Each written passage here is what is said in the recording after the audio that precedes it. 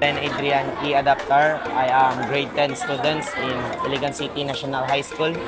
Ang mga karakteristik ng isang guro ay mabait at masipag sa pagtuturo.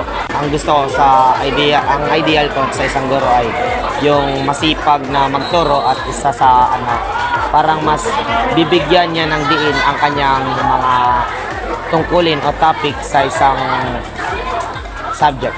Yan lamang po. Thank you. Thank you. Tanghali sa ating lahat. Ako po si Gia Dalubatan, isang pre-service teacher sa asignaturang Filipino. So, para sa akin, ang isang personal na katangian ng isang guro ay dapat may mahabang pasensya, marunong makinig sa suwestyon ng mga estudyante, at madali lang siyang malalapitan ng mga estudyante niya. So, para sa akin, ang isang ideal na guro ay yun, may mahabang pasensya. Kasi sa henerasyon ngayon, ang mga mag-aaral ay hindi na gaanong pinapakita ang kanilang respeto.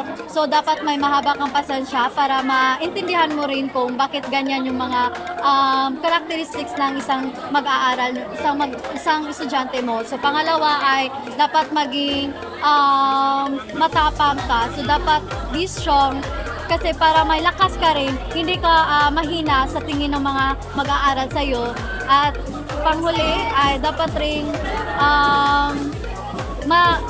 madali ka lang malapitan sa mga mag-aaral mo dahil para mas may peace yung mga nararamdaman ng mga mag-aaral mo kapag madali ka lang malalapitan na.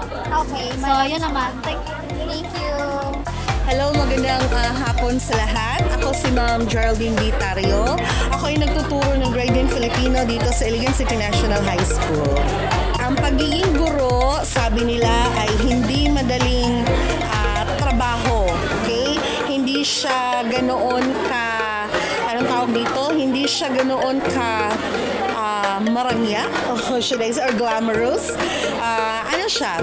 Nangangailangan siya ng iba yung lakas, mas malawak na pag-unawa, at napaka-importante sa lahat, dapat ang guro, mga personal na katangian na dapat taglangin ng guro is meron siyang pagmamahal sa kanyang trabaho.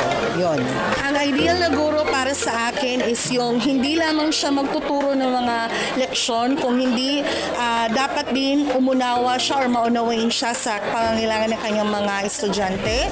Mahalin niya yung trabaho niya at meron siyang malaking puso at isip sa pag-unawa.